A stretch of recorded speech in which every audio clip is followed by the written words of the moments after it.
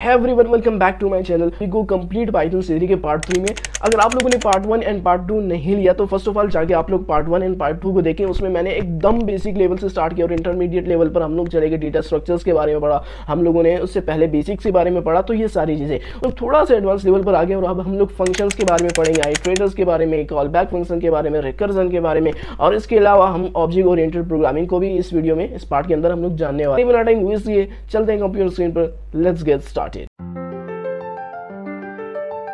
To part 3। अब part 3 में हम लोग थोड़ा सा एडवांस लेवल पर आ गए। अब यहाँ पर हम लोग फंक्शनल लैंग्वेज का यूज़ करने वाले हैं, यानी हम लोग यहाँ पर अब फंक्शंस के बारे में जानेंगे, फंक्शंस कैसे बनाने, फंक्शंस में आपने कोड कैसे लिखने, और इसके बाद फंक्शंस के बाद हम लोग ऑब्जेक्ट ओरिएंटेड प्रोग्रामिंग को भी देखने वाले हैं, यानी उसको हम लोग ऑब्जेक्ट ओरिएंटेड लैंग्वेज कहते हैं। और उसमें हम लोग क्लासेस एंड ऑब्जेक्ट्स बनेंगे, वो बात की बात है, हम लोग उस स्टेप बाय स्टेप सब चीज़ें कवर करने वाले हैं। तो यहाँ पर अब कंप्यूटर स्क्रीन पर आप लोगों को शो होगा फंक्शंस इन पाइथन। ठीक है, function is a block of code that run when it is called. Function हमारे पास एक ब्लॉक ऑफ कोड होता है, ये तभी रन होता है जब हम इसको कॉल करते हैं। यानी हम लोग फंक्शंस बनाते क्यों हैं? अभी तक तो हम लोग प्रोसीजरल लैंग्वेज का यूज करते आ रहे हैं। प्रोसीजरल लैंग्वेज क्या होता है? मान लीजिए आप लोगों ने कहा कि a+2, सिंपल से एग्जांपल दे रहा हूँ, आप लोगों ने फर्स्ट एडिशन किया, फिर आपने सब्सट्रैक्शन किया, फिर आपने कुछ और कोड लिख दिया, फिर उसके बाद आपने स्लाइसिंग की। तो ये क्या है? हमारे पास प्रोसीजरल लैंग्वेज है। और उसके बाद अभी हम लोग फंक्शनल लैंग्वेज के बारे में बात करने वाले। अगर हम लोग एडिशन करना चाहते हैं तो एडिशन के लिए अलग से एक फंक्शन बनाएंगे, उस फंक्शन के अंदर हम लोग एडिशन करेंगे। अगर हम लोगों ने सब्सट्रैक्शन करना है तो फिर हम लोग उसी फंक्शन के अंदर सब्सट्रैक्शन करेंगे। तो इसी तरह हम लोग इसको फंक्शनल लैंग्वेज कहते हैं या फंक्शनल प्रोग्रामिंग कहते हैं। तो अभी हम लोग फंक्शंस के बारे में बात करने वाले हैं। Function is a block of code that run when it is called. ये हमारे पास एक ब्लॉक ऑफ कोड होता है, ये तभी रन होता है जब हम इसको कॉल करते हैं। अब फंक्शंस आपने बनाने कैसे हैं? तो VS कोड पे हम लोग आ जाते हैं यहाँ पर, और यहाँ पर एक फाइल जल्दी से क्रिएट कर लेते हैं functions.py के नाम से। और अभी हम लोग बात करने वाले हैं ना फंक्शंस के बारे में। ठीक है, फंक्शंस के बारे में। फंक्शंस को बनाने के लिए आपको डेफ कीवर्ड का यूज़ करना पड़ेगा, डेफ कीवर्ड का। ठीक है, तो आप लोग किसी भी नाम का आप लोग कोई भी फंक्शन बना सकते हैं। जैसे मैं यहाँ पर ग्रेड के नाम से एक फंक्शन बना लेता हूँ। ठीक है, ग्रेड के नाम से मैं एक फंक्शन बना लेता हूँ। अब ये मेरे पास एक फंक्शन बन गया। अब मैं जो भी कोड लिखूंगा ना, मैं इसी फंक्शन में लिखूंगा। तो जिस तरह से मैं मान लीजिए ना, मैं प्रिंट फंक्शन सिंपल से स्टार्ट करते हैं, फिर हम लोग list, data structures, loops, conditions का सबका इसमें यूज़ करने वाले हैं। ठीक है, तो मैं कहता हूँ हेलो फ्रॉम फंक्शन। ठीक है, हेलो फ्रॉम फंक्शन, और इसके बाद मैं इसको रन करता हूँ। रन करने के बाद ये मुझे रिटर्न कर हेलो, लेकिन यहाँ पर तो इसने मुझे रिटर्न ही नहीं किया कि हेलो फ्रॉम फंक्शन।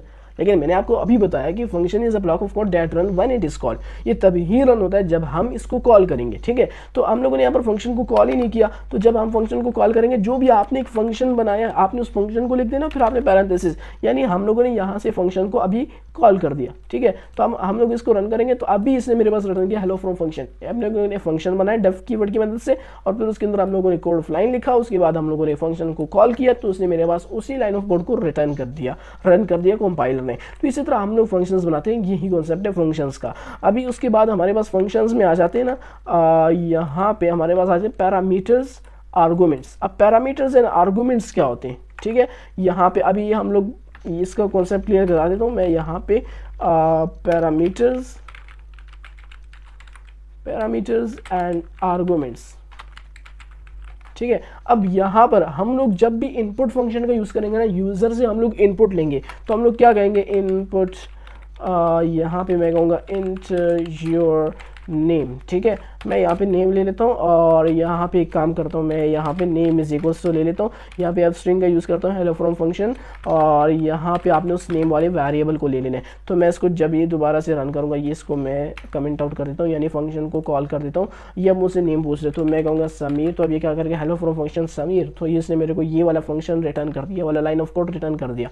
अगर आप लोग पैरामीटर्स का यूज़ करेंगे, यानी जो हम लोग यहाँ पे ग्रीड फंक्शन बनाए, पैरेंथेसिस में आप लोग यहाँ पे नेम दे देता हूँ मैं। अब ये जो नेम है ना, ये मेरे पास पैरामीटर है। जब भी आप लोग पैरामीटर देंगे तो आप लोग उसका आर्गुमेंट भी देंगे फंक्शंस में। अब आपने आर्गुमेंट कब देने? जब आप फंक्शन को कॉल करेंगे ना। तो जैसे ही आप लोगों ने यहाँ पर पैरेंथेसिस में आपने पैरामीटर्स, यहाँ पे शो हो रहा है आपको पैरामीटर। ठीक है, और यहाँ पे अब आपने आर्गुमेंट्स देने। ठीक है, तो मैं इसका आर्गुमेंट दे देता हूँ समीर। ठीक है। अब मुझे इसकी ज़रूरत नहीं है, इस लाइन ऑफ कोड की मुझे ज़रूरत नहीं है, क्योंकि यहाँ पर मैंने पहले से मेंशन किया जो मेरे पास नेम है वो मेरे पास एक पैरामीटर है, वो आपने यहाँ पे ले लेना है और मैं उसको पास कराने वाला हूँ आर्गूमेंट में। ठीक है, मैं इसको रन करता हूँ तो ये कहते हैं हेलो फ्रॉम फंक्शन समीर। अगर मैं ये आर्गूमेंट नहीं दूंगा, मान लीजिए ना, अगर मैं ये आर्गूमेंट नहीं दूंगा, मैंने पैरामीटर पास किया, तो मेरे पास एरर आएगा कि भाई आपके पास greet missing one required positional argument name, आपके पास जो नेम पैरामीटर है ना इसका आर्गूमेंट आपके पास मिसिंग है, इसका आर्गूमेंट देना ही पड़ेगा। तो इस तरह हम लोग यूज़ करते हैं पैरामीटर्स एंड आर्गूमेंट्स का। जब भी आप लोग कोई भी पैरामीटर देंगे तो उसका आप लोग आर्गूमेंट भी देंगे। जिस तरह हम लोग इनपुट फंक्शन का यूज़ करते हैं ना, तो इसी तरह हम लोग पैरामीटर्स एंड आर्गूमेंट्स का यूज़ करते हैं। यही कॉन्सेप्ट है पैरामीटर्स एंड आर्गूमेंट्स का। उसके बाद हमारे पास आ जाते हैं multiple arguments and keyword arguments. ये समझा देता हूँ, बस फंक्शंस क्लियर है। ठीक है, फंक्शन का वर्ड है, इसमें ज़्यादा कॉन्सेप्ट्स नहीं है, बस जैसा आपको इसको यूज़ करना है अपनी कोडिंग में। तो यहाँ पर अगर मेरे पास नेम्स है, यहाँ पे अब देखिए मेरे पास एरर आएगा, नेम आपके पास डिफाइन नहीं। अगर मैं यहाँ पे नेम्स कहूँ तो ये पैरामीटर से उस नेम को ले लेगा। अगर मान लीजिए ना मेरे पास बहुत ज़्यादा नेम्स है, ठीक है, तो मैं एक काम करता हूँ, मैं यहाँ पे क्या दे सकता हूँ, मैं इसके साथ एक और भी दे सकता हूँ। ठीक है, तो मैं इसको दोबारा से रन करूँगा, ये आपके पास एरर आएगा। आपके पास क्या एरर आएगा कि greet take one positional argument but two were given. आपके पास वन ही आर्गूमेंट गिवन है, ठीक है, पोजिशनल आर्गूमेंट, बट आपके पास जो है अभी इस वक्त आपके पास 2 है, आपने यहाँ पर 1 पैरामीटर पास किया। तो अगर मुझे मल्टीपल देने तो उसके लिए आपको एस्टेरिक साइन का यूज़ करना पड़ेगा पैरामीटर से पहले। तो इस तरह आप लोग फिर मल्टीपल दे सकते हैं। मैं इसको आप दोबारा से रन करूँगा, ये आपके पास कह रहा है hello from function Sameer Python. ठीक है, ये मल्टीपल आप अभी जितना चाहे ना आप लोग इस इधर आर्गूमेंट्स डाल सकते हैं। ये है मल्टीपल पैरामीटर्स। ठीक है, ये हमारे पास है मल्टीपल पैरामीटर्स। अब उसके बाद हमारे पास है कीवर्ड आर्गुमेंट्स। अब कीवर्ड आर्गुमेंट्स क्या होते हैं, जब भी आप लोग आर्गुमेंट्स पास करेंगे उसके साथ आप लोग कीवर्ड्स भी लिखेंगे यहाँ पे। ठीक है, यहाँ पे मैं कहूँगा नेम इज इक्वल्स टू, यहाँ पे मैंने यूज़ किया नेम्स, तो यहाँ पर भी नेम्स। अगर मैं यहाँ पे नेम्स इज इक्वल्स टू, ठीक है, तो ये मेरे पास क्या है, ये मेरे पास है कीवर्ड आर्गुमेंट्स। ये मेरे पास क्या है, कीवर्ड आर्गुमेंट्स। अगर यहाँ पर मैं मल्टीपल का यूज़ नहीं करता, ठीक है, और मैं एक काम करता हूँ, मैं इस चीज़ को रिमूव करता हूँ, मैंने मल्टीपल का यूज़ नहीं किया, तो इस तरह, तो मैं अच्छा ये मेरे पास एरर आ रहा है, तो मैं एक काम करता हूँ, इसको दोबारा से रन करता हूँ। तो यहाँ पर मैंने जो यहाँ पे यूज़ किया कि names is equals to Python है, ठीक है, तो ये मैंने कीवर्ड आर्गुमेंट्स, यानी आर्गुमेंट्स के साथ आप उसका पैरामीटर भी लिख दें, कीवर्ड्स भी लिख दें, तो उसको हम लोग कीवर्ड आर्गुमेंट्स कहते हैं। तो यही कॉन्सेप्ट है। आप लोग फंक्शंस कैसे बनाएंगे, उसमें पैरामीटर्स क्या होते हैं, आर्गुमेंट्स क्या होते हैं, मल्टीपल आर्गुमेंट्स क्या होते हैं, उसके लिए आपको एस्टेरिक साइन का यूज़ करना पड़ेगा। और जो कीवर्ड आर्गुमेंट्स है, आप लोग आर्गुमेंट्स देते वक्त आप लोग उसके साथ कीवर्ड्स का भी यूज़ करते हैं, उसके पैरामीटर्स का। तो ये मेरे पास कीवर्ड्स आर्गुमेंट्स का कॉन्सेप्ट है। बेसिकली यही कॉन्सेप्ट है फंक्शंस एंड ऑब्स का। Functions and object oriented programming is the core of programming. आप लोग इसको जितना यूज़ करेंगे ना, ये आप लोगों को बहुत ज़्यादा हेल्प। अगर मान लीजिए ना मैं एक फंक्शन डिफाइन करता हूँ ना, और मैं उस फंक्शन को कॉल नहीं करता, मान लीजिए मैं बाद में जाके किसी उस फंक्शन को कॉल, मुझे उस फंक्शन की ज़रूरत है, या मैं एडिशन के नाम से एक फंक्शन डिफाइन करता हूँ, फिर मैं उसको बाद में जाके कहीं जाके रन करना चाहता हूँ, किसी भी जगह पे ना, किसी भी कंडीशन में रन करना चाहता हूँ, तो मैं उसको इजीली, मैं वो पिछले फंक्शन को वहाँ पे इजीली रन कर सकता हूँ। तो इसीलिए हम लोग फंक्शंस का यूज़ करते हैं, फंक्शंस के अंदर हम लोग कोडिंग करते हैं और फिर हम लोग उसको इजीली एक्सेस कर पाते हैं। अभी उसके बाद हमारे पास जो नेक्स्ट टॉपिक है आइटरेटर्स इन पाइथन। ये भी बहुत ज़्यादा कॉमन और इम्पॉर्टेंट टॉपिक है। आइटरेटर का मतलब होता है 1 by 1, यानी किसी चीज़ को 1 by 1 रिटर्न करना। ठीक है, तो यही कॉन्सेप्ट हम लोग क्लियर कर लेते हैं यहाँ पे। और मैं यहाँ पे जल्दी से एक फाइल बना लेता हूँ iterator.py के नाम से, py के नाम से।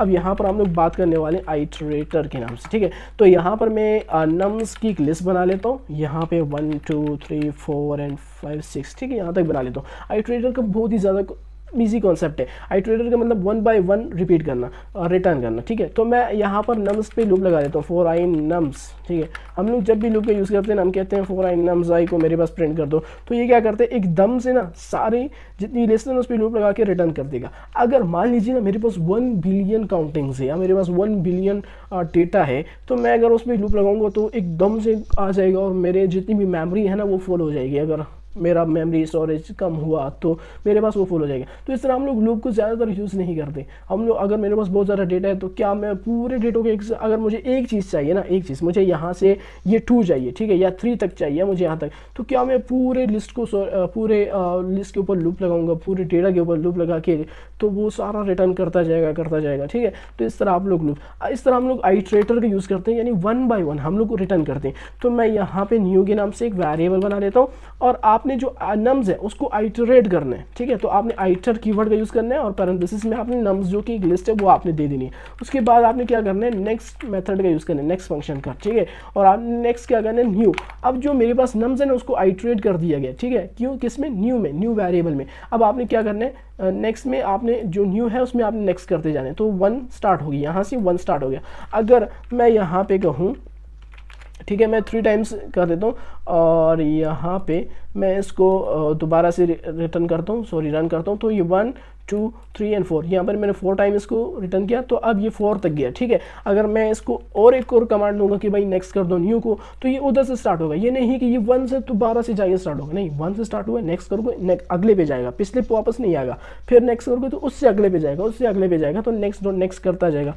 अगर मैं यहाँ से ज़्यादा दे दूँ और ये हो गया, और यहाँ पे मैं तो 1 2 3 4 5 6 और मैं 7 दे दूँ, यानी 1 ज़्यादा दे दूँ, ठीक है। मैं इसको दोबारा से रन करूँ तो ये मेरे पास एरर आ जाएगा कि भाई आपके पास जो है एक ज़्यादा हो गया। तो इसीलिए आप लोग जो एक है ना उसको रिमूव कर दें। तो मेरे पास 6 तक की काउंटिंग है, तो आपके पास 6 तक ये रिटर्न कर देगा। तो बेसिकली यही कॉन्सेप्ट है आइटरेटर्स का। आइटरेटर 1 बाय 1 रिटर्न करना, ठीक है, 1 बाय 1 किसी चीज़ को रिटर्न करना, इसका आइटरेटर। तो आप लोग आइटर कीवर्ड का यूज़ करते हैं, पहले उसको आइटरेट करते हैं, आइटर में कन्वर्ट करते हैं, उसके बाद नेक्स्ट मेथड से उसको डॉट नेक्स्ट करते जाते हैं, ठीक है। तो इस तरह आप लोग आइटरेटर्स का यूज़ करते हैं पाइथन प्रोग्रामिंग में। उसके बाद हम लोग बात करने वाले रिकर्जन के बारे में। अब रिकर्जन क्या चीज़ है, recursion a function call itself is called recursion. जब भी आप लोग एक फंक्शन डिफाइन करते हैं, उस फंक्शन के अंदर आप उस फंक्शन को ही कॉल करते हैं, तो उसको हम रिकर्जन बोलते हैं। मान लीजिए ना, मैं यहाँ पे सबको कमेंट आउट कर देता हूँ, इधर ही मैं आपको बता देता हूँ। यहाँ पर मेरे पास एक फंक्शन है ना ग्रीड के नाम से, और यहाँ पे मैंने प्रिंट फंक्शन का यूज़ किया, मैंने मतलब अपना कोड लिखा जितना भी हम लोगों ने सीखा अभी तक। तो मैं यहाँ पे हेलो लिख देता हूँ। अब ये जो फंक्शन मैंने बनाया ग्रीट, अब मैं इस फंक्शन के अंदर इस फंक्शन को कॉल कर देता हूँ, ठीक है। मैं इस फंक्शन को इस फंक्शन के अंदर ही कॉल कर देता हूँ और फिर बाद में जाके मैं इसको कॉल कर देता हूँ जब मुझे इस फंक्शन की यूज़ की। अब यहाँ पर मैंने इस फंक्शन के अंदर इस फंक्शन को कॉल किया, इसको हम लोग क्या बोलते हैं, इसको हम लोग रिकर्जन बोलते हैं, ठीक है। अब रिकर्जन में आप लोग जब भी आप एक फंक्शन के अंदर इस फंक्शन को कॉल करेंगे, उसी फंक्शन को, तो वो आपके पास नॉन स्टॉप हो जाएगा। उसके लिए आपको कंडीशन का देना मस्ट होगा। आप लोग जब तक कंडीशन नहीं देंगे वो रुकेगा नहीं, वो बार बार कॉल, क्योंकि आपने फंक्शन के अंदर ही कॉल किया ना उसी फंक्शन को, तो वो बार बार कॉल करता जाएगा। तो इसी तरह आप लोग एक कंडीशन देंगे स्पेसिफिक कि भाई आपने इस कंडीशन के बाद रुक जाना है, आपने इसके बाद कॉल नहीं करना, तो वो रुक जाएगा, वरना नहीं रुकेगा, नॉन स्टॉप हो जाएगा। मैं आपको एक छोटी सी एग्जाम्पल देता हूँ रिकर्जन के हवाले से, रिकर्जन इन पाइथन, ठीक है। तो मैं फैक्टोरियल फाइंड करना बेहतर समझूंगा, बेस्ट एग्जांपल है और सिंपल एग्जांपल है बिगिनर्स के लिए। तो फैक्टोरियल मैं फाइंड करता हूँ। अब यहाँ पर मैं फंक्शन डिफाइन करता हूँ फैक्टोरियल के नाम से, और मैं n एज अ पैरामीटर डालूंगा। n एक नंबर होगा जिसका मैं फैक्टोरियल फाइंड करना चाहता हूँ, और मैं इसका आर्गूमेंट दूंगा वो जब मैं इस फंक्शन को कॉल करूँगा। अभी हम लोगों ने पैरामीटर्स एंड आर्गूमेंट्स के बारे में पढ़ा। अब यहाँ पर जब भी आप लोग फैक्टोरियल फाइंड करेंगे ना, तो यहाँ पर मैं रिटर्न, अब रिटर्न जो कीवर्ड है ना, ये बेसिकली किसी भी चीज़ को रिटर्न कर दे। जिस तरह हम लोग प्रिंट फंक्शन का यूज़ करते हैं ना, प्रिंट फंक्शन का यूज़ किया, उसके बाद हम लोगों ने फिर से कोडिंग स्टार्ट की। लेकिन जब आप रिटर्न फंक्शन का यूज़ करेंगे फंक्शन में ना, तो आप उसके बाद कोई कोड नहीं लिख सकेंगे। आप जैसे इंटर करेंगे ना, वो इंडेंटेशन का ख्याल करते हुए पीछे चला जाएगा, यानी उसके बाद आप यहाँ पे कोडिंग नहीं लिख सकते जब भी आप रिटर्न फंक्शन का यूज़ करेंगे, ठीक है। तो मैं यहाँ पे कहूँगा कि आपने n को मल्टीप्लाई कर देने फैक्टोरियल। अब जो मेरे पास फैक्टोरियल है ना, मैंने उसी फंक्शन को यहाँ पे कॉल कर दिया, ठीक है, उसी फंक्शन को मैंने कॉल कर दिया। और जो मेरे पास n की वैल्यू होगी, जो मेरे पास आर्गूमेंट यूज़र देगा, उसमें से आपने -1 करते जाने। अब ये क्या करेगा, n को मल्टीप्लाई करेगा फैक्टोरियल। n अगर मेरे पास 5 है, ठीक है, तो 5 को मल्टीप्लाई करेगा 5 से, 5 5 25। फिर ये दोबारा से रिपीट होगा, ये रुकेगा नहीं, ठीक है, नॉन स्टॉप हो जाएगा। फिर हो जाएगा 4, 1 माइनस हो गया 4, फिर 4 को 5 4 20, फिर 3 5 3 15, फिर 5 2 10, 5 1 5। तो इस तरह आपके पास फैक्टोरियल फाइंड हो जाएगा। लेकिन यहाँ पर हम लोग कंडीशन दें कि n इज इक्वल्स टू 0 और n इज इक्वल्स टू 1 हुआ, तो इस कंडीशन में आपने रिटर्न कर देने 1 और स्टॉप हो जाने, यानी आपने 1 रिटर्न कर देने और स्टॉप हो जाने।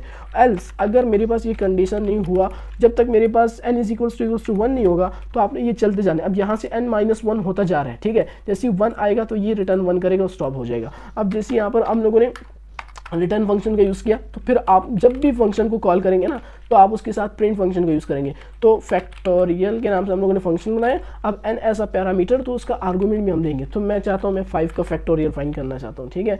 तो मैं इसको रन करूँगा, तो 5 का फैक्टोरियल 120 है। अगर आप लोग चाहते हैं कि हम लोग यहाँ पे 40 55 का 60 57 का 52 का और साथ में 50 इन सारे का फैक्टोरियल हम लोग फाइंड करना चाहते हैं, तो वो आपको दे दे कि भाई इसके ये हमारे पास फैक्टोरियल फाइंड हो गए। तो इस तरह हम लोगों ने फंक्शन के अंदर, ये फैक्टोरियल है ना, ये फंक्शन है, फंक्शन के अंदर हमने फंक्शन को कॉल कर दिया। तो इसको हम लोग क्या बोलते हैं, रिकर्जन बोलते हैं। जब भी आप लोग फंक्शन के अंदर फंक्शन को कॉल करेंगे ना तो वो रिकर्जन होगा, लेकिन आपने एक स्पेसिफिक कंडीशन देनी है, लाजमी देनी है, वरना आपके पास एरर आएगा, ठीक है। तो ये हो गया हमारे पास, आप लोगों ने इस तरह मेन फंक्शन, उसके बाद आपने इस फंक्शन को कॉल कर दिया। फंक्शन के अंदर ही आप लोगों ने यहाँ पे एक कंडीशन देनी है, ठीक है, तभी ही आपके पास करेक्ट कोड होगा और आपको आउटपुट मिल जाएगा। तो बेसिकली यही कॉन्सेप्ट है रिकर्जन का। इसमें आप लोगों को इतना डीपली नहीं जाना चाहिए, बस आप लोगों को इसको जस्ट समझना है और बाद में इसको थोड़ा बहुत यूज़ करना है, ताकि ये आप लोगों को बहुत ज़्यादा हेल्पफुल साबित होगा बाद में आपकी कोडिंग में।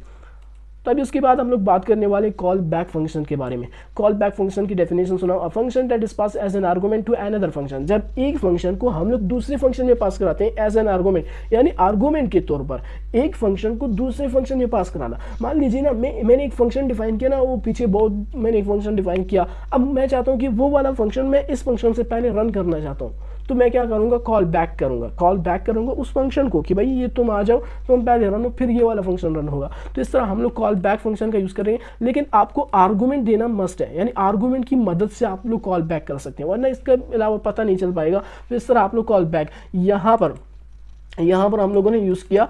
तो मैं एक काम करता हूँ ना, इस लाइन ऑफ कोड को कॉपी कर देता हूँ और यहाँ पे हम लोग VS कोड में आके मैं यहीं पर आपको बता देता हूँ रिकर्जन के साथ ही।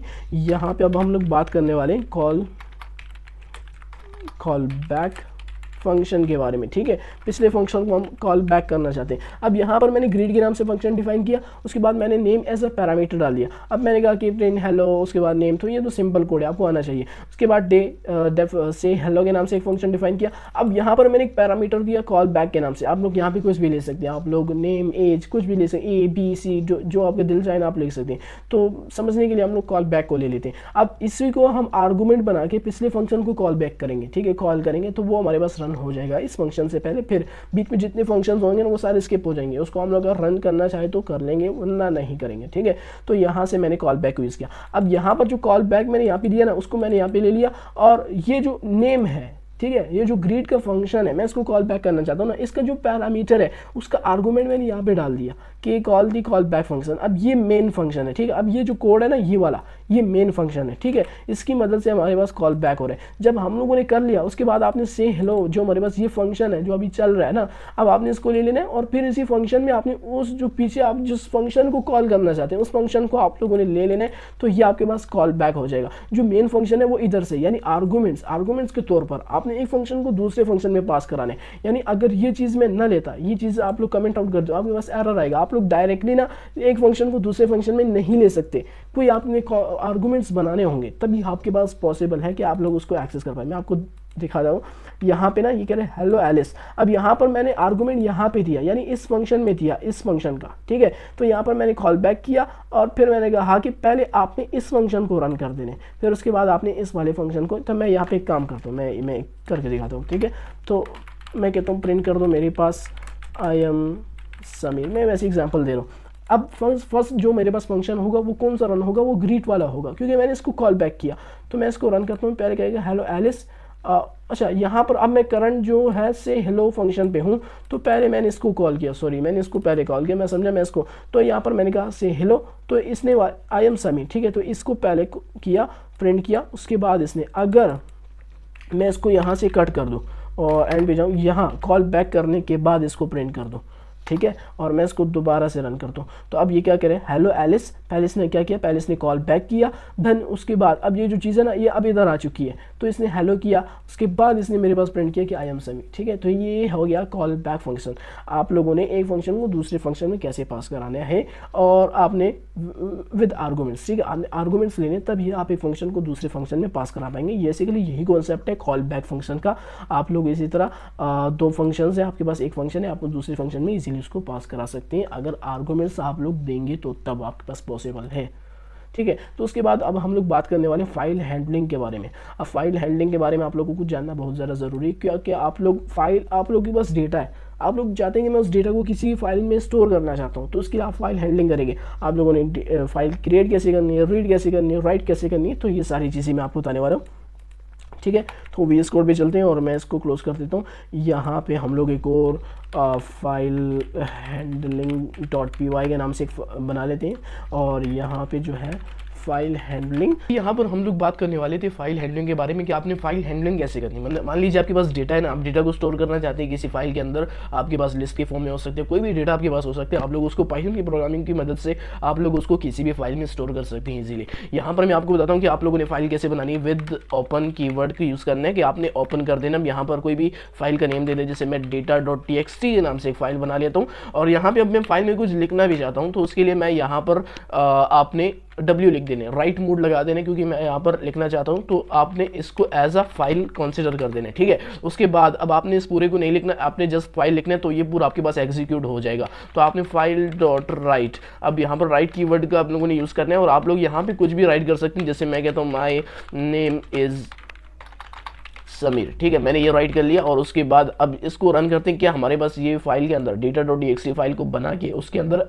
हमारे पास ये वाला जो लाइन ऑफ कोड है जो हमारे पास ये, हाँ बिल्कुल, यहाँ पर हमें शो हो रहा है कि data.txt, मैं इसको ओपन कर लेता हूँ। यहाँ पे इसने एग्जैक्ट लिख दिया कि माई नेम इज समीर, जो कि मैंने यहाँ पर कमांड है कि आपने भाई यहाँ पे इसको राइट कर दे। अब ये तो हो गया राइट। अब आपने फाइल को राइट कैसे करना है, तो यहाँ पर आप लोग कुछ भी डेटा दे सकते हैं, उसको हम लोग प्रोजेक्ट्स में भी यूज़ करेंगे अभी बाद में, तो वहाँ पर आपका ये कॉन्सेप्ट क्लियर हो जाएगा। अब उसके बाद हम लोग बात करते हैं आप लोगों ने रीड कैसे करने, ठीक है। ये वाला तो हम लोगों ने, मैं इसको कॉपी कर लेता हूँ, कमेंट आउट, और यहाँ पे इसको पेस्ट कर देता हूँ। अब यहाँ पर मैं आपको रीड के बारे में बताने वाला हूँ। मान लीजिए ना मेरे पास जो data.txt में ये मेरे पास लाइन ऑफ कोड है, या सॉरी ये लाइन है मेरे पास, ठीक है, डेटा है मेरे पास, मैं उसको रीड करना चाहता हूँ, तो आपने राइट मोड की जगह रीड मोड लगा देने, ठीक है। आपने रीड मोड लगा लेना, और यहाँ पे आपने क्या करना है, आपने डॉट रीड कर देना है, और यहाँ पे आपने काम कर देना, इसको मैं फिर आपने इसको कट कर देने और फाइल डॉट रीड कर देने, ठीक है। और यहाँ पर मैं एक वेरिएबल ले लेता हूँ कंटेंट के नाम से, और ये इज इक्वल्स टू, अब ये जो मेरे पास है ये क्या करेगा, ये इस data.txt को ओपन करेगा रीड की फॉर्म में, ठीक है, एज फाइल, और फिर उस फाइल को मेरे पास जो डेटा है उसको रीड करेगा।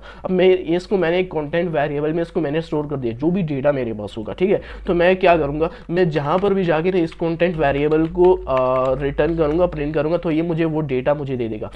मैं इसको दोबारा से करता हूँ, हाँ बिल्कुल, इसने वहाँ से रीड किया और लिखा कि बाय नेम इज सभी। तो इस तरह आप लोग रीड का बोर्ड लगा सकते हैं। और उसके बाद एक और होता है हमारे पास अपेंड। अपेंड का मतलब होता है, अपेंड का मतलब भी होता है राइट करना, ठीक है। जिस तरह हम लोगों ने लिस्ट के अंदर अपेंड के बारे में पढ़ा कि आपने अपेंड कैसे करने, तो इसी तरह हमारे पास फाइल हैंडलिंग में हमारे पास अपेंड होते हैं। जिस तरह मैं आपको दे देता हूँ यहाँ पे, अब रीड की मोड की जगह आपने क्या करना है, ए लगा देना, ठीक है। अब यहाँ पर आप लोग को जितना चाहे राइट कर सकते हैं। यहाँ पे आप लोग एक आप कर दूँ, मैं यहाँ पे बैकस्लैश यानी न्यू लाइन पे स्केप करेक्टर का यूज़ किया, मैंने अभी आपको बताया स्केप करेक्टर्स का यूज़ किया। उसके बाद आपने यहाँ पर दे देना माई एज इज़, और यहाँ पे लिख दो माई एज इज़ 70, ठीक है। और मैं उसको दोबारा से अब रन करता हूँ, तो हाँ बिल्कुल data.txt भी जाएंगे, तो न्यू लाइन में मेरे पास आ जाएगा माई एज इज 17।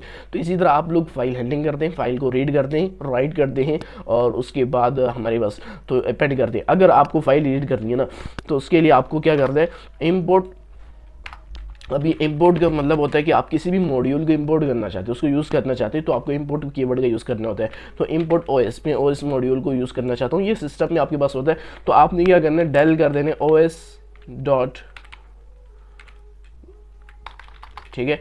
तो यहाँ पे ना आपने data.txt को आपने डिलीट कर देना। तो यहाँ से आपने data.os डॉट डिलीट, यहाँ पे मैंने डेल कीवर्ड का यूज़ किया, तो आपने, मैं इसको चेक करता हूँ क्या मेरे पास ये डिलीट करता है। तो इसी तरह आप लोग इसको यूज़ कर सकते हैं, फाइल हैंडलिंग को राइट कर सकते हैं, अपडेट राइट कर सकते हैं, रीड कर सकते हैं, पेंड कर सकते हैं। तो अपने डेटा को आप लोग इजीली किसी भी फाइल में इजीली स्टोर कर सकते हैं। अब उसके बाद उसके बाद हम लोग बात करने वाले हैं ओब्स के बारे में, ऑब्जेक्ट ओरिएंटेड प्रोग्रामिंग के बारे में। ये बहुत ज़्यादा कॉमन और इंपॉर्टेंट टॉपिक है, स्पेशली कोडिंग इंटरव्यूज़ में आपसे पूछा जाएगा, हर किसी बिगिनर से पूछा जाता है, फ्रेशर से पूछा जाता है ऑब्जेक्ट ओरिएंटेड प्रोग्रामिंग के बारे में, तो इसको समझना बहुत ज़्यादा ज़रूरी है। अब obs is a blue print. अब ब्लू प्रिंट क्या होता है, इससे पहले मैं आपको ये चीज़ बता देता हूँ, ये मैंने जो लिखी, मैंने आपको फंक्शंस में भी ये बताया था कि अभी तक हम लोग जिस चीज़ का यूज़ करने आ रहे हैं, हम लोग प्रोसीजर लैंग्वेज का यूज़ करते आ रहे हैं। प्रोसीजर लैंग्वेज क्या होती है, मान लीजिए आपने एडिशन लिख दी, फिर सब्सट्रैक्शन, फिर मल्टीप्लिकेशन, आपने मतलब मिक्सअप कोड लिख दिया, जो चाहा लिख दिया, तो इसको हम लोग प्रोसीजर लैंग्वेज कहते हैं। उसके बाद हम लोगों ने फंक्शनल लैंग्वेज स्टार्ट कर लिया, यानी फंक्शंस बनाना हम लोगों ने स्टार्ट कर दिया, ठीक है। तो फंक्शंस का हम लोगों ने यूज़ करना स्टार्ट किया, उसको फंक्शनल लैंग्वेज कहते हैं। अभी उसके बाद एक और स्टेप है, वो है ऑब्जेक्ट ओरिएंटेड लैंग्वेज। यहाँ पर हम लोग क्लासेज एंड ऑब्जेक्ट्स बनाते हैं। अब क्लासेज एंड ऑब्जेक्ट्स क्या होते हैं, इससे पहले ओब्स इज अ ब्लूप्रिंट। अब ब्लूप्रिंट का क्या मतलब होता है, मान लीजिए ना आपके पास कार्स की कंपनी है, ठीक है। अब कार्स की कंपनी क्या करती है, जब भी एक न्यू मॉडल कार बनाती है ना, तो उसके लिए वो पहले एक ब्लूप्रिंट बनाती है, ठीक है। एक ब्लूप्रिंट फॉर एग्जांपल कार की हमारे पास जो हेडलाइट्स है वो किधर होंगी, इंजन किधर होगा, कार की टायर्स किधर होंगी, कैसा डिज़ाइन होगा, किधर होगा, ये सारा पूरा एक ब्लूप्रिंट तैयार किया जाता है। फिर उसी हिसाब से हमारे पास हज़ारों गाड़ियाँ, हज़ारों कार्स हमारे पास बनाई जाती हैं उसी एक ब्लूप्रिंट पे। तो इसी तरह जो ऑब्जेक्ट ओरिएंटेड है ना, वो हमारे पास एक ब्लूप्रिंट होते हैं। हम लोग फर्स्ट एक ब्लूप्रिंट बनाते हैं, फिर उसके ऑब्जेक्ट्स बनाते जाते हैं। ऑब्जेक्ट्स जितना आप जाए ना, ऑब्जेक्ट्स बना सकते हैं। आपको दोबारा से ना वही चीज़ लिखने की जरूरत नहीं, आपने एक ब्लूप्रिंट तैयार किया, फिर उसको जितना चाहिए आप लोग उसको इजीली यूज़ कर सकते हैं। तो ये कॉन्सेप्ट है ऑब्जेक्ट ओरिएंटेड प्रोग्रामिंग भाई। इसमें हम लोग क्लासेस बनाते हैं। अब क्लासेस की सबसे बड़ी एग्जांपल मैं आपको दे देता हूँ। हम डेली लाइफ में कहते हैं हमारी बस 8th क्लास है। अब 8th क्लास में सारे जितने स्टूडेंट्स हैं ना, अब क्लास तो हम लोगों ने बना ली, उसके पेपर्स हो गए, उसकी बुक्स हो गए, ये सारा एक ब्लूप्रिंट है। अब इसमें हमारे पास स्टूडेंट्स है, ये सारे ऑब्जेक्ट्स हो गए, ठीक है। तो क्लासेस एंड ऑब्जेक्ट्स का यही कॉन्सेप्ट है। अब उसके बाद यहाँ पर अब हमारे पास 3 चीज़ें जो कि मोस्ट इंपॉर्टेंट है, मैं आपको बताना चाहता हूँ आज की इस वीडियो में, वो है classes and objects, inheritance and polymorphism. सबसे पहले बात करते हैं क्लासेस बनाए कैसे जाते हैं, फिर उसको ऑब्जेक्ट्स कैसे बनाए जाते हैं। तो मैं आपको लेके चलता हूँ कंप्यूटर स्क्रीन पर, और यहाँ पे एक और बना लेते हैं ops.py के नाम से, ठीक है। और यहाँ पे फर्स्ट ऑफ ऑल तो हम लोग क्लासेस एंड ऑब्जेक्ट्स बनाएंगे, ठीक है। क्लासेस एंड ऑब्जेक्ट्स के बारे में बात करने वाले। उसके बाद अच्छा, क्लास बनानी आपने कैसे, मान लीजिए ना मैं एक प्रोजेक्ट बना रहा हूँ और किसी भी, मैं एक टू डू वेब एप्लीकेशन बना रहा हूँ, तो मैं क्या करूँगा, क्लास बनाऊंगा टू डू के नाम से, फिर उसके आगे मैं पूरा एक ब्लूप्रिंट तैयार करूँगा, उसके बाद मैं उसके ऑब्जेक्ट्स बना दूंगा, ठीक है। बहुत ही ज़्यादा ईजी है। यानी यहाँ पर मैं आपको एग्जाम्पल देता हूँ, मैं यहाँ पे एक क्लास बनाता हूँ, क्लास की वर्ड का आपने यूज़ करने, फिर आपने क्लास बना ली, फॉर एग्जाम्पल मैं पर्सन के नाम से एक क्लास बना लेता हूँ, ठीक है। ये क्लास मैंने बना ली। उसके बाद आपने क्या करना है, आपने करना है डेफ इनिटिलाइज, ठीक है। इनिटिलाइज फंक्शन का आपने यूज़ करना है। तो ये हमारे पास पहले से ही पाइथन इसको रन कर देते हैं, ठीक है। तो इस तरह आप लोग डेफ इनिटिलाइज फंक्शन का यूज़ कर सकते हैं। और यहाँ पर अगर आप लोग कुछ पैरामीटर्स पास कराना चाहते हैं, आप लोग जब भी ब्लूप्रिंट तैयार करते हैं ना गाड़ी का, तो उसमें क्या होता है, ये हमारे पास लाइट्स होंगी, इंजन होगा, टायर्स होगी, ये सारी चीज़ें होंगी। तो वो सारा ब्लूप्रिंट हम लोग इधर ही तैयार करने वाले हैं। जब इधर रेडी हो जाएगा ना, तो हम बाद में उसके ऑब्जेक्ट्स बनाएंगे। तो यहाँ पर मैं पर्सन का क्या होना चाहिए, नेम होना चाहिए, ठीक है। पर्सन की और क्या डिटेल्स, एज होनी चाहिए, तो ये चीज़ है। अब उसके बाद यहाँ पर मैंने सेल्फ का यूज़ किया। अब सेल्फ की जगह आप लोग कुछ भी डाल सकते हैं, ठीक है। सेल्फ का मैं आपको बता देता हूँ, इसको हम लोग बाद में यूज़ करने वाले हैं। हम लोग जब भी ना नेम चाहिए, हमें एज चाहिए, तो हम क्या करेंगे, सेल्फ का यूज़ करेंगे। तो मैं यहाँ पे कहता हूँ self dot name is equals to name, ठीक है। तो सेल्फ डॉट नेम है ना, वो मेरे पास इक्वल्स टू दिस वन है, ये वाला नेम है, ठीक है, जो मैंने पैरामीटर में लिया। अब उसके बाद जब मैंने इस चीज़ का यूज़ किया, फिर आपने क्या कहना है, आपने कहना है self dot age is equals to age. अब self dot age is equals to this one age, ठीक है, ये वाला एज है। यहाँ पर मैंने इसको लिख दिया और मैंने कहा कि ये मेरे पास self dot age is equals to मेरे पास जो पर्सन की एज होगी ना, वो होगी, ठीक है। तो मैं इसको सेल्फ के छोटा सा एग्जांपल लेता हूँ। ये हमारे पास कनेक्शन जोड़ता है, ठीक है। एक तार समझ लीजिए, वायर समझ लीजिए, ये आगे जितने भी हम फंक्शंस डिफाइन करेंगे ना, ये सब के साथ हमारा कनेक्शन जोड़ेगा। मैं आपको बताता हूँ कैसे। यहाँ पर मैं एक फंक्शन डिफाइन कर लेता हूँ इंट्रोड्यूस के नाम से, ठीक है। और यहाँ पे अब मुझे ये दोनों चीज़ें चाहिए, मुझे यहाँ पे नेम भी चाहिए, मुझे एज भी चाहिए। तो अब मैं क्या करूँगा, दोबारा से नेम और एज पैरामीटर्स लेता रहूँगा, नहीं, मैं जस्ट यहाँ पे सेल्फ का यूज़ करूँगा, क्योंकि सेल्फ डॉट नेम मेरे पास ये दिस वन है, self dot age is equals to मेरे पास एज है, तो मुझे दोबारा राइट करने की कोई ज़रूरत नहीं है। तो इस तरह आप लोग इसको सेल्फ को यूज़ कर सकते हैं। अब यहाँ पर मैं प्रिंट फंक्शन का यूज़ करता हूँ। मैं यहाँ पर एफ स्ट्रिंग लगा लेता हूँ और मैं कहता हूँ माई नेम इज़ और कर्ली ब्रेसेस में आपने, अब यहाँ पे आपने नेम नहीं लिखना, नेम क्योंकि आपके पास एरर आ रहा है भाई ये मुझे नेम नहीं पता कि अननोन वैल्यू है, नेम इज नॉट डिफाइंड, मुझे नहीं पता, तो इसी वजह से आपने सेल्फ डॉट नेम, अब यहाँ पे आपको पता चला ना, यहाँ पे मैंने self dot name is equals to name, self dot age is equals to age, अब यहाँ पर मैंने जब सेल्फ कीवर्ड का यूज़ किया मतलब वही वाला, ठीक है, तो इसने एक कनेक्शन जोड़ दिया। अब मैं जिधर जिधर भी बहुत से फंक्शंस भी डिफाइन करूँ ना बहुत ज़्यादा, सिर्फ जस्ट सेल्फ लिखूंगा तो वो समझ जाएगा कि भाई वो वाला है, ठीक है। तो मैंने कहा सेल्फ डॉट नेम को मेरे पास रिटर्न करना, और उसके बाद आपने बैकस्लैश एन यानी एस्केप करेक्टर न्यू लाइन पे चले जाने, और फिर कहना माई एज इज, और कर्ली ब्रेसेस में आपने यहाँ पे एज नहीं लिखना, आपने सेल्फ डॉट एज, ठीक है, तो आपके पास एरर नहीं आएगा। अब ये हमारे पास एक क्लास बन गई, इसमें हमने इनिशियलाइज फंक्शन का यूज़ किया, ठीक है, ब्लूप्रिंट तैयार किया, उसके बाद हमने एक फंक्शन डिफाइन किया जिसमें हम लोगों ने इस चीज़ को इंट्रोड्यूस कराया, मतलब रिटर्न किया, प्रिंट फंक्शन का यूज़ किया, तो ये सारी चीज़ें। अब मैं ऑब्जेक्ट्स बनाने वाला हूँ। ऑब्जेक्ट कैसे बनाने, यहाँ पर मैं कहता हूँ ना person1 इज इक्वल्स टू, अब मेरे पास जो क्लास है ना आपने इस क्लास को ले लेना है, ठीक है, आपने इस क्लास को ले लेना है जो कि मेरे पास पर्सन के नाम से एक क्लास है। अब इस क्लास के अंदर मेरे पास दो चीज़ें, एक नेम है एक एज है, ये मेरे पास पैरामीटर्स है। अब इसके मैं आर्गूमेंट्स पास कराने वाला हूँ, तो आपने इस तरह कैसे करने, मैं नेम देता हूँ समीर और उसकी एज देता हूँ 17, ठीक है, तो ये चीज़ें होगी। अब उसके बाद मैं क्या करूँगा, मैं कहूँगा प्रिंट कर दो मेरे पास person1 जो मेरे पास ये वेरिएबल है और जिसमें मैंने आर्गूमेंट सी दिया आपने प्रिंट कर देने। और यहाँ पर अगर मैं प्रिंट फंक्शन का यूज़ नहीं भी करूँ तो मैं डायरेक्टली कर सकता हूँ, मैं कहता हूँ person1 डॉट जो मेरे पास इंट्रोड्यूस फंक्शन है ना उसको कॉल कर देना, ठीक है। आपने करना क्या है, person1 मैंने एक वेरिएबल बनाया, आपने जो पर्सन के नाम से एक क्लास बनाई, अब उस क्लास में मेरे पास दो पैरामीटर्स हैं, नेम और एज, सेल्फ को छोड़ दीजिए, ठीक है, सेल्फ की तो बात इधर खत्म हो गई, नेम एज सॉरी समीर और मेरे पास 17, ठीक है, ये एज हो गई। अब मैं क्या करूँगा person1 डॉट इंट्रोड्यूस, यानी ये जो इसके अंदर जो फंक्शन है इंट्रोड्यूस का, यहाँ पे इसको रन कर देना। person1 में मेरे पास आर्गूमेंट्स आ गए, तो फिर आपने वही आर्गूमेंट्स यहाँ पे डाल देने के, ठीक है, self dot name self dot age में। अब मैं इसको रन करता हूँ तो ये मुझे आउटपुट में क्या देगा, my name is Sameer my age is 17। अभी मैंने आप लोगों को बताया कि हम लोग एक ब्लूप्रिंट तैयार करते हैं, फिर उसके हम लोग ऑब्जेक्ट्स बनाते जाते हैं, लेकिन यहाँ पर अब मुझे अगर सेकंड चाहिए, मैं किसी और पर्सन को एंटर करना चाहता हूँ, तो क्या मैं दोबारा से एक अलग से क्लास बनाऊंगा, अलग से मैं इनिशियलाइज फंक्शन का, सेल मेथड का और इंट्रोड्यूस के नाम से एक और फंक्शन डिफाइन करूंगा, मैं दोबारा से रिटर्न करूंगा दूसरे पर्सन की मैं डिटेल्स एंटर करना चाहता हूँ, नहीं, यहाँ पे आपने ऐसा नहीं करना, ठीक है। यहाँ पे जो person1 है ना, यहाँ पे आपने person2 ले लेने, person2 के नाम से वेरिएबल बना लेने, और यहाँ पे आप लोग यहाँ पे दे दे पाइथन और यहाँ पे इसकी एज में दे देता हूँ 27, ठीक है। तो इसके बाद आपने क्या करना है, पर्सन जो मेरे पास 2 है अभी, ठीक है, उसके आपने इंट्रोड्यूस वाले फंक्शन को मेरे पास रन करा देने। तो अब ये क्या करेगा, दोनों को मेरे पास रिटर्न कर देगा, my name is Sameer my age is 17 my name is Python my age is 27। तो अब ये हम लोगों ने एक ब्लूप्रिंट बनाया। अब इसके आप लोग जितने जाए आप लोग बना सकते हैं, ठीक है, मैं आपको बताता हूँ, आप लोग जितने जाए ना इसके आप ऑब्जेक्ट्स बना सकते हैं, ऑब्जेक्ट्स, क्योंकि आप लोग जितना चाहे ना इसको अभी यूज़ कर सकते हैं। तो यही कॉन्सेप्ट है क्लासेस एंड ऑब्जेक्ट्स का। आप लोग क्लास बनाते हैं, इनिशियलाइज फंक्शन का यूज़ करते हैं, फिर आप लोग जिधर चाहे जितना चाहे ना उसको यूज़ कर सकते हैं। आप डिफरेंट ऑब्जेक्ट्स बना सकते हैं उसी एक चीज़ के ऊपर, ठीक है, तो उसी एक चीज़ के ऊपर। ये तो हो गया कॉन्सेप्ट हमारे पास क्लासेस एंड ऑब्जेक्ट्स का। उसके बाद हम लोग बात करने वाले इनहेरिटेंस के बारे में। अगर हम लोग इनहेरिटेंस की बात करें, इनहेरिटेंस का मतलब होता है इसमें हमारे पास हम लोगों ने यहाँ पर यूज़ किया ना, मैं यहाँ पे काम करता हूँ, यहाँ पे बता देता हूँ। यहाँ पर अब इनहेरिटेंस का मतलब है कि पेरेंट क्लास, ठीक है, और चाइल्ड क्लास, ये दो बातें आप लोग याद रखें, चाइल्ड क्लास, ठीक है। इनहेरिटेंस का अगर सिंपल वर्ड्स में बताऊं, इनहेरिटेंस का मतलब है एक क्लास के अंदर दूसरी क्लास बनाना, इसको इनहेरिटेंस बोला जाता है। यानी आपने एक क्लास बनाई ना, उस क्लास के अंदर आपने फिर उसी क्लास से एक दूसरी क्लास बनाई।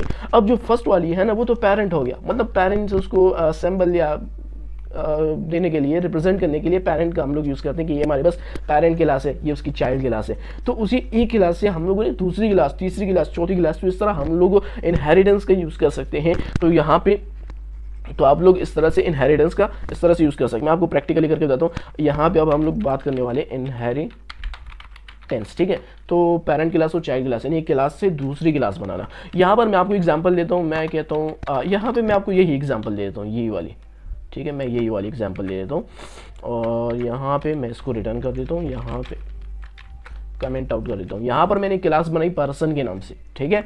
तो ये चीज़ें तो मैंने बना ली। उसके बाद मैं एक और क्लास बनाना चाहता हूँ, एक और क्लास बनाना चाहता हूँ, और मैं क्या करूँगा, मैं क्लास बनाऊँगा किसके नाम से, मैं बना लेता हूँ चाइल्ड के नाम से। एक पर्सन हो गया और एक चाइल्ड हो गया, तो आप लोग कुछ भी बना सकते हैं, मतलब मैं आपको एग्जांपल दे रहा हूँ समझने के लिए, ठीक है। तो मैंने चाइल्ड के नाम से क्लास बनाई, उसके अंदर जो मेरे पास पर्सन की जो क्लास है ना, आपने उसको ले लेना है, ये वाला, ठीक है। ये वाला जो है मैंने इसको पैरेंथेसिस में इसको लगा दिया कि ये मेरे पास जो है एक क्लास है, और इसी क्लास में से, पर्सन क्लास में से मैंने एक और क्लास बनाई, इसको इनहेरिटेंस बोलते हैं। दैट्स इट, यही कॉन्सेप्ट है इनहेरिटेंस का, क्लास से दूसरी क्लास बनाना, तीसरी क्लास बनाना, इसको हम लोग इनहेरिटेंस बोलते हैं। तो इसी तरह आप लोग, और मैं क्या करूँगा, मैं यहाँ पर डायरेक्टली अब डेफ फंक्शन का, अगर मुझे ये चीज़ चाहिए ना, नेम एज, मुझे यही ब्लूप्रिंट चाहिए, तो मैं यहाँ पे डायरेक्टली कोई भी फंक्शन डिफाइन कर सकता हूँ। मैं कहता हूँ कि इंट्रोड्यूस,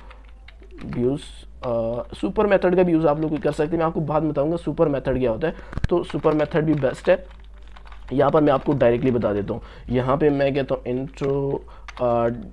इंट्रोडक्शन, ठीक है, एक और फंक्शन डिफाइन कर लेता हूँ, और यहाँ पे मैं सेल्फ दे देता हूँ, ठीक है। तो आपने इस तरह से, और मैं दोबारा से कहूँगा कि एफ स्ट्रिंग, यहाँ पे मैं कुछ और सेंटेंस लिख लेता हूँ, सेंटेंस लिख देता हूँ, जैसे कि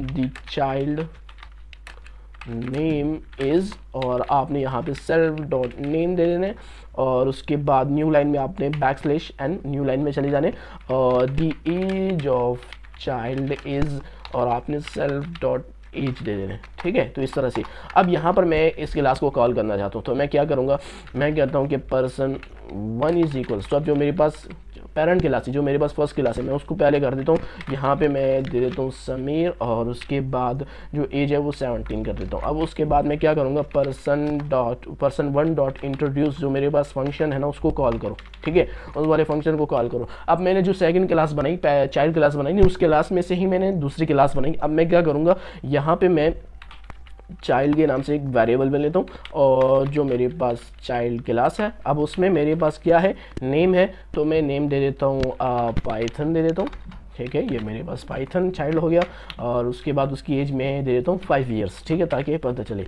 तो आपने क्या करना है, चाइल्ड डॉट इंट्रोडक्शन, ठीक है, वो उस क्लास के अंदर जो मेरे पास ये वाला जो फंक्शन है ना, इसको आपने रन करना है। तो मैं इसको दोबारा से रन कर देता हूँ।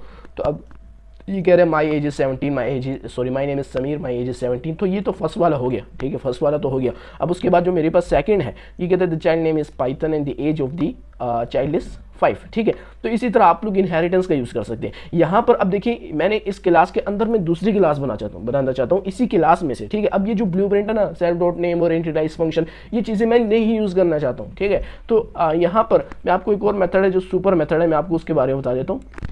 यहाँ पे जब भी आप लोग, अब इस पर्सन वाली क्लास में से आपने चाइल्ड क्लास बना लिया, अब चाहते हैं इसमें से जो ब्लूप्रिंट है ना, मैं उसी चीज़ को यहाँ पे भी करना चाहता हूँ। तो आप लोगों के पास क्या करना है, आपने इंट्रोड्यूस, जो मेरे पास उसी क्लास में जो फंक्शन है, आपने जस्ट क्लिक करना है, तो आपके पास रिटर्न कर देगा सुपर मेथड डॉट इंट्रोड्यूस। अगर आप इसको रन करेंगे ना, तो आपको दोबारा से खुद का कोई फंक्शन डिफाइन नहीं करना पड़ेगा। यहाँ पे child object has not attribute action, और यहाँ पे जो मेरे पास है, आपने क्या कर देना है, यहाँ पे इंट्रोडक्शन नहीं है, इंट्रोड्यूस अभी है, ठीक है, जो मेरे पास फर्स्ट वाली क्लास में मेरे पास जो फंक्शन है। तो मैं इसको दोबारा से रन करता हूँ, हाँ एग्जैक्ट उसी तरह काम कर रहे हैं। आप लोग यहाँ से कोई अपना खुद का भी फंक्शन डिफाइन कर सकते हैं दूसरी क्लास में, या आप लोग को रिटर्न सुपर डॉट इंट्रोड्यूस, जो आपके पास फंक्शन होगा ना फर्स्ट क्लास में, मान लीजिए आपके पास बहुत से फंक्शन है, तो आप लोग उसी फंक्शन को सुपर मेथड की मदद से आप लोग अपने पास उसको यूज़ कर सकते हैं। आपको दोबारा किसी फंक्शन डिफाइन करने की ज़रूरत नहीं है। यहाँ पर आपने पूरा एक ब्लूप्रिंट बनाया, फिर उसके आगे आप लोग क्लासेस बनाते जाएँ, उसको बार बार यूज़ कर देते हैं, डिफरेंट वेज से आप लोग उसको यूज़ कर सकते हैं और ऑब्जेक्ट्स बनाते जाएँ। तो यही कॉन्सेप्ट है हमारे बस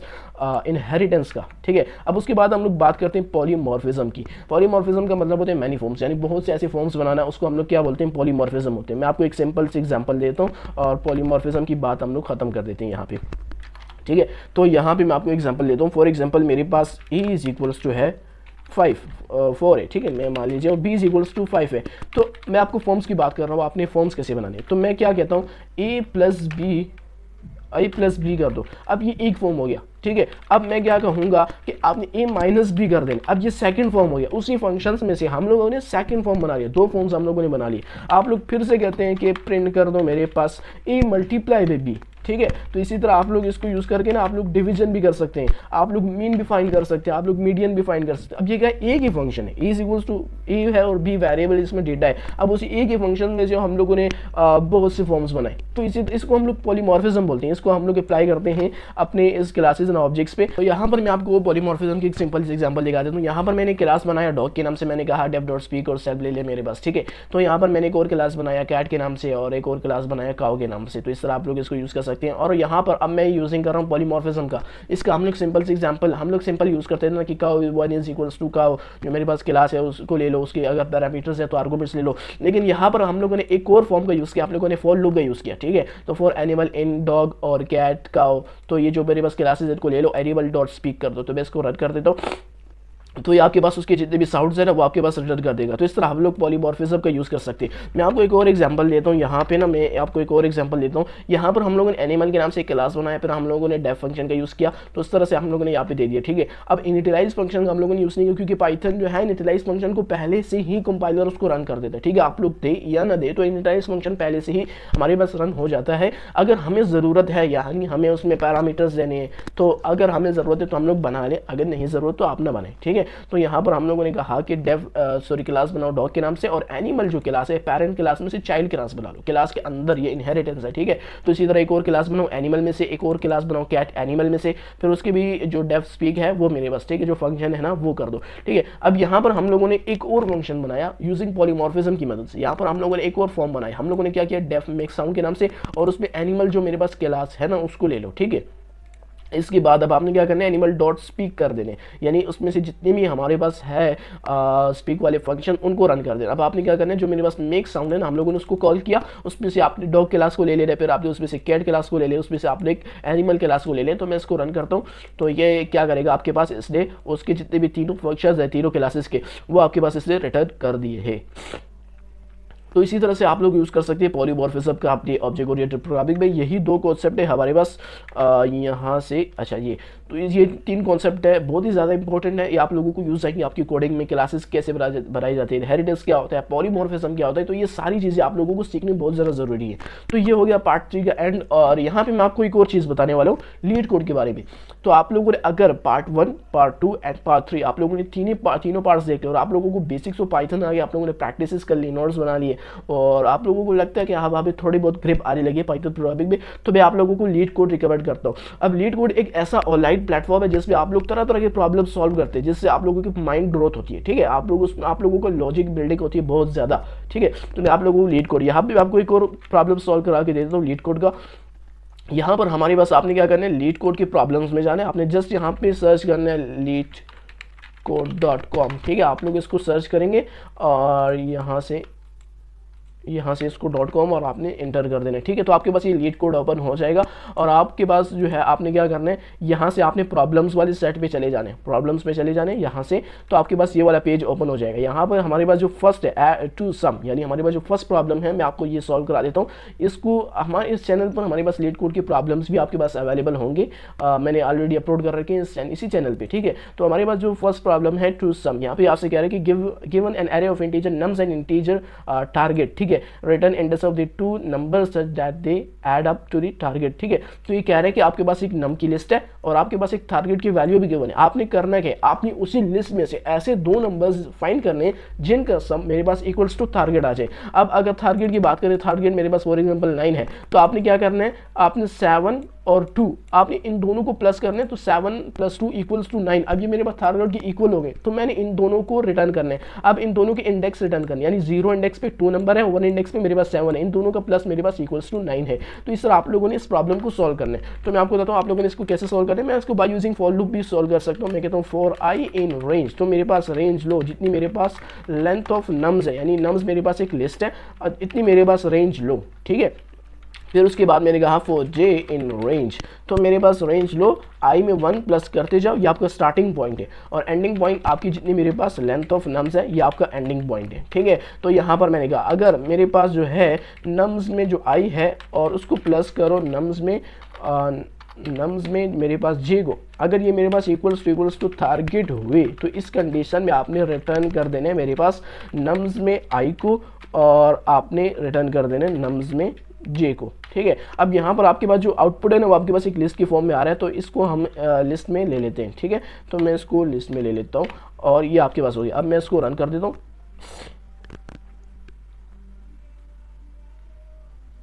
अच्छा, यहाँ पर हमारे पास एरर आ रहा है कि अगर नम आई वन प्लस नम जे एक टारगेट हुए तो आपने क्या कर देने नम्स में। अच्छा, यहाँ पर आपने शायद पैरेंथेसिस का यूज़ करना है, क्योंकि यहाँ पे आपने नम्स में जो है, यहाँ पे मैं इसका यूज़ कर लेता हूँ, तो आपने नम्स में आई और नम्स में जे को ले लेने। पर हमारे पास एरर इस वजह से आ रहे हैं ना, आपने करना क्या, आपने जस्ट आई और जे को मेरे पास रिटर्न करना है, जो मेरे पास इक्वल्स टू, जिनका सब मेरे पास इक्वल्स टू टारगेट हो जाए। तो आपने क्या करना है, आई और जे को मेरे पास रिटर्न कर देने। अब ये मेरे पास एक लिस्ट की फॉर्म में मेरे पास रिटर्न होगी, तो मैं क्या करूँगा, यहाँ पे एक लिस्ट ले लूँगा, लिस्ट की फॉर्म में इसको रिटर्न करूँगा। मैं इसको दोबारा से रन करता हूँ, तो अभी मेरे पास एरर नहीं आएगा और हमारी जो प्रॉब्लम है ना वो एक्सेप्ट हो गया। केस 1 भी सॉल्व हो गया, केस 2 भी और केस 3 भी सॉल्व। अब यहाँ से आप लोगों ने इसको जस्ट सबमिट कर देने। आपके पास जो है ना, आपके जीमेल पे आपके पास ये जो है आपके अकाउंट में आपके पास ये सबमिट हो जाएगा। सबमिशन पे आप जाएंगे तो आपके पास ये सारे सबमिट हो जाएंगे और यहाँ से आप लोग अपना कोड दे सकते हैं। तो ये बहुत ज़्यादा इंपॉर्टेंट है इसको सॉल्व करना, लीड कोड का। ये आप लोगों को लॉजिक बिल्डिंग में बहुत ज़्यादा हेल्प करता है और मैं तो कहता हूँ आप लोग अभी से स्टार्ट कर लें। एक एक प्रॉब्लम डेली सॉल्व किया करें तो आप लोगों को बहुत बड़ा फायदा होगा। और कोडिंग इंटरव्यूज में भी सबसे पहले आपसे प्रॉब्लम सॉल्विंग कराई जाएगी, तभी आपको जॉब मिलेगी, वरना आपको जॉब नहीं मिलेगी। अभी तक तो हम लोगों ने functions and object oriented programming का भी यूज़ किया। आप लोगों को मैंने लीड कोड का प्रॉब्लम भी सॉल्व कराया। अब उसके बाद एक छोटा सा प्रोजेक्ट बनाने का दिल चाहता है कि हम लोग इन सारी चीज़ों को, जितना हम लोगों ने इस वीडियो में पढ़ा, इन सारी चीज़ों को यूज़ करके हम लोग एक छोटा सा प्रोजेक्ट बनाए पाइथन प्रोग्रामिंग, जिसमें आप लोगों को लॉजिक बिल्डिंग भी होगी और आप लोग प्रोजेक्ट्स बनाना भी सीख जाएंगे। तो प्रोजेक्ट का नाम है कॉन्टेक्ट एप्लीकेशन। हम लोग बनाने वाले हैं जिसमें हम लोग कॉन्टेक्ट्स रखेंगे अपने यूजर्स के, अपने कॉन्टेक्ट्स रख लेते हैं, ठीक है। उसमें हम लोग फंक्शंस का यूज़ करेंगे, डिक्शनरी का यूज़ करेंगे, उसके अंदर हम लोग कंडीशन, लूप्स, तो ये सारी चीज़ें हम लोग उसमें यूज़ करने वाले हैं। तो चलिए बिना टाइम वेस्ट किए स्टार्ट करते हैं अपने छोटे से प्रोजेक्ट। इसके लिए मैं यहाँ पर फर्स्ट ऑफ ऑल तो एक वेरिएबल लेता हूँ फोन बुक के नाम से, जो कि मेरे पास एक एम्प्टी डिक्शनरी है। भाई मैंने एक डिक्शनरी बना ली जिसमें मैं लोगों के नेम्स और उनके फोन नंबर्स को स्टोर करूंगा। उसके बाद मैं फंक्शंस बनाऊंगा, अलग अलग फंक्शन, जैसे ऐड फंक्शन करने आपको, उसके बाद अपडेट करने, डिलीट करने, सर्च करने, ये सारे फंक्शंस बनाने वाले। फर्स्ट तो हमारे पास होगा ऐड कॉन्टैक्ट। इसके नाम से मैंने एक फंक्शन बना लिया और उसके अंदर मुझे चाहिए बंदे का नाम और उसका नंबर, जो कि मैंने एज अ पैरामीटर पास किया। और यहाँ पर मैं कहूंगा कि आपने फोन बुक में से आपने नेम को ले लेने, ठीक है, और वो मेरे पास इक्वल्स टू हो जाएगा नंबर के, ठीक है। आपने मेरे पास फोन बुक में नेम और नंबर को आपने डिक्शनरी यानी की वैल्यू पेयर्स की फॉर्म में आपने ले लेना। ये हमारे पास हो जाएगा ऐड कॉन्टैक्ट। यानी अब यहाँ पर यूजर आर्गुमेंट पास करेगा, वो हम बाद में करेंगे, ठीक है। तो पहले हम फंक्शंस बना लेते हैं। उसके बाद हमारे पास सेकंड फंक्शन है सर्च कॉन्टैक्ट के नाम से,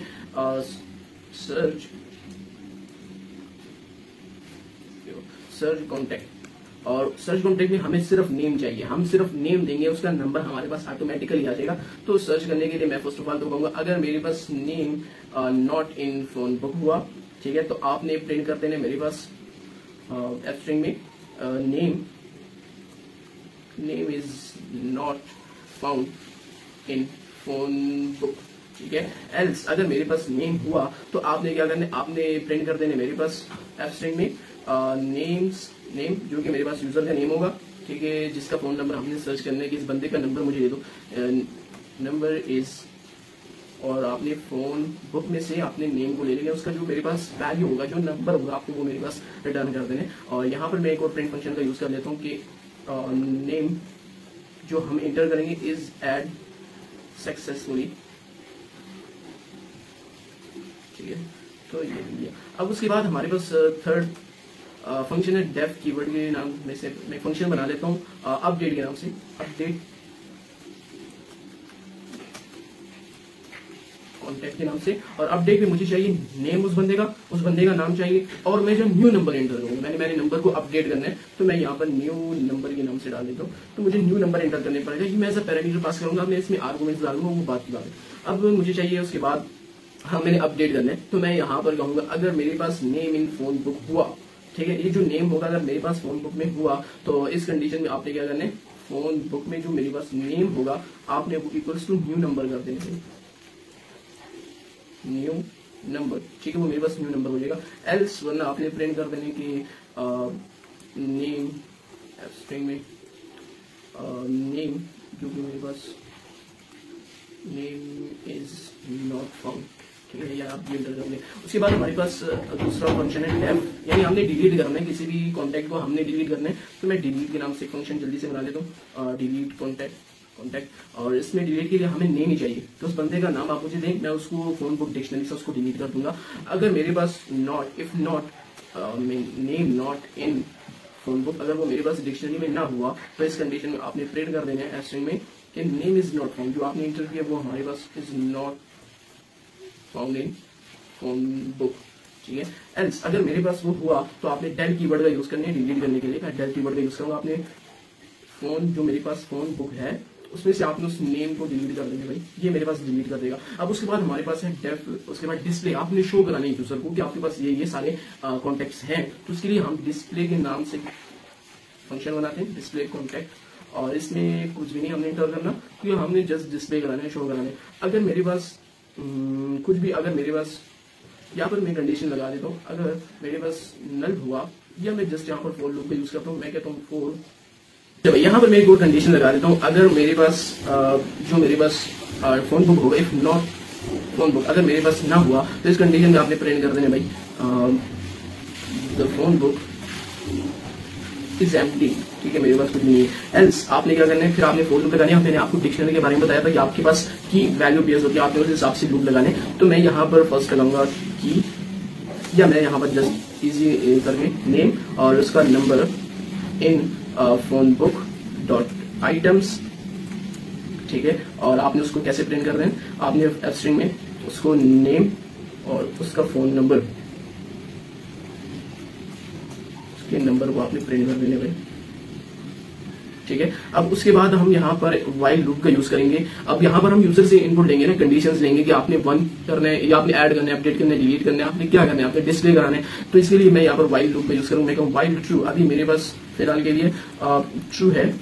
ठीक है, और यहाँ पर अब मैं यहाँ पर ये प्रिंट फंक्शन का यूज कर लेता हूँ। मैं कहता हूँ फोन बुक मेन्यू, आपने ऐड करना है, सर्च करना है, अपडेट करना है, डिलीट करना है, डिस्प्ले करना है, तो ये आप सब कर सकते हैं। और एग्जिट अगर आप लोग 6 चॉइस करेंगे, चूज करेंगे, तो उसके बाद आपके पास प्रोग्राम एग्जिट हो जाएगा। तो मैं यहाँ पर यूजर से इनपुट लेता हूँ। ठीक है, और मैं इनपुट इंटीजर में लेना चाहता हूँ, इनपुट इंटर योर चॉइस। आप अपनी चॉइस इंटर करें, बट आपने 1 से लेकर 6 तक आपने अपनी चॉइस इंटर करनी है भाई। तो अब यहाँ पर मैं कंडीशन का यूज करूँ, मैं कहूँगा इफ अगर मेरे पास user input is equals to 1 हुआ, तो इस कंडीशन में आपने क्या करना है, आपने करना है कि जो हमारे पास 1 कंडीशन के ऐड कॉन्टेक्ट। ठीक है, अब ऐड कॉन्टेक्ट में हमने 2 पैरामीटर पास किए थे यहाँ पर, कि आपके पास एक नेम होगा, एक नंबर होगा, तो वो हम यहाँ पर ले लेते हैं। मैं कहता हूँ आपने फर्स्ट यूजर से इनपुट लेने, इनपुट इंटर योर नंबर। ठीक है, और इसके बाद आपने नंबर ले लेना भाई। नंबर क्या है, इनपुट इंटर योर नंबर, आपने यूजर से ले लिया। अब हम जो हमारे पास फर्स्ट फंक्शन है ना, ऐड कॉन्टेक्ट, अब हम उस फंक्शन को कॉल करेंगे भाई। अब यहाँ पर मैं उस फंक्शन को कॉल करता हूँ, मैं कहता हूँ ऐड कॉन्टेक्ट के नाम से जो मेरे पास फंक्शन है उसको कॉल करो। अब उसमें हमारे पास 2 पैरामीटर्स है, एक नेम है और एक हमारे पास नंबर है। तो जो मैंने यहाँ पर यूजर से इनपुट ली वो मैं एज अ आर्गुमेंट यहाँ पर डाल रहा हूँ। तो मैं कहता हूँ नेम और साथ में उसका नंबर। ठीक है, ये नंबर हो जाएगा। अब उसके बाद सेकंड कंडीशन लगाते हैं, एलएफ अगर यूजर इनपुट मेरे पास इक्वल्स टू ट्रू हुआ, तो ट्रू नंबर पर हमारे पास है सर्च, और सर्च करने के लिए हमने यहाँ पर एक ही पैरामीटर पास किया था नेम के नाम से। ठीक है, तो मैं यहाँ पर यूजर से इनपुट लूंगा कि भाई आपने कौन सी किस नाम का बंदा आपने सर्च करना है, उसका नंबर आपने फाइंड करना है। तो मैं कहूँ enter the number to enter the name to search. ठीक है, आपने कौन सा नेम सर्च करना है। तो अब यहाँ पर मैंने जो फंक्शन बनाया था सर्च कॉन्टेक्ट के नाम से, अब उस फंक्शन को मैं यहाँ पर कॉल कर रहा हूँ, और उस फंक्शन में मैंने एक पैरामीटर दिया था नेम। अब उसका आर्गुमेंट मैं यहाँ पर दे रहा हूँ, जो कि मैंने यहाँ पर यूजर से इनपुट लिया, ये अब उसका आर्गुमेंट हो जाएगा जो यूजर मेरे पास इंटर करेगा। ठीक है भाई, अब उसके बाद हमारे पास यूजर इनपुट अगर मेरे पास इक्वल्स टू हुआ 3। ठीक है, तो इस कंडीशन में आपने क्या करना है, 3 नंबर पर हमारे पास अपडेट करने कॉन्टेंट को। और यहाँ पर मैंने 2 चीजें ली थी, हमारे पास एक नंबर और हमारे पास एक न्यू नंबर, नेम और न्यू नंबर। ठीक है, तो मैं यहाँ पर भी 2 यूजर से इनपुट लूंगा। मैं फर्स्ट नेम लूंगा उस बंदे का, कि उस बंदे का नाम क्या है भाई, enter the name to update the number. ठीक है, तो उस बंदे का नाम मेरे पास एंटर कीजिए। अब उसके बाद मैं यहाँ पर यूजर से नंबर पूछूंगा कि उसका न्यू नंबर कौन सा आपने अपडेट करना है ना। तो मैं यहाँ पर input enter the new number. ठीक है, तो मैं यहाँ पर उससे यूजर से पूछूंगा। अब मैंने जो यहाँ पर फंक्शन बनाया था अपडेट कॉन्टैक्ट के नाम से मैं उस फंक्शन को यहाँ पर कॉल कर रहा हूँ। उसमें मैंने 2 पैरामीटर्स पास किए थे, तो इसलिए मैं यहाँ पर 2 आर्गुमेंट्स को भी पास कराऊंगा।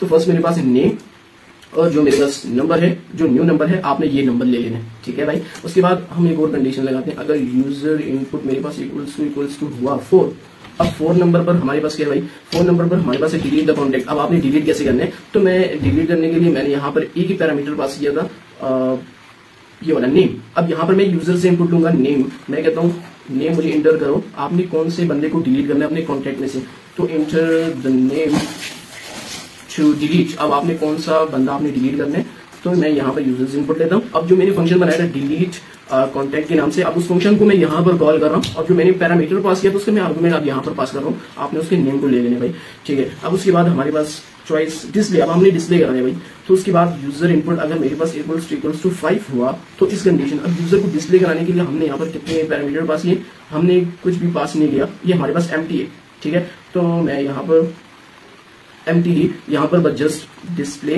कॉन्टैक्ट जो कि मैंने वेरिएबल बनाया उसको मैं यहाँ पर कॉल कर दूंगा जस्ट बस। अब उसके बाद एलिफ अगर मेरे पास user input is equals to 6 हुआ, यानी अब एग्जिट की बात आ गई है। एग्जिट का कंडीशन है कि अगर मेरे पास 6 हुआ तो इस कंडीशन में आपने प्रिंट कर देना है एग्जिटिंग द फोन बुक, ठीक है, और आपने ब्रेक कर जाना है और गुड बाय। उसके बाद एल्स अगर मेरे पास ये सारे कंडीशंस न चले तो आपने यहाँ पर प्रिंट कर देने please enter the correct choice,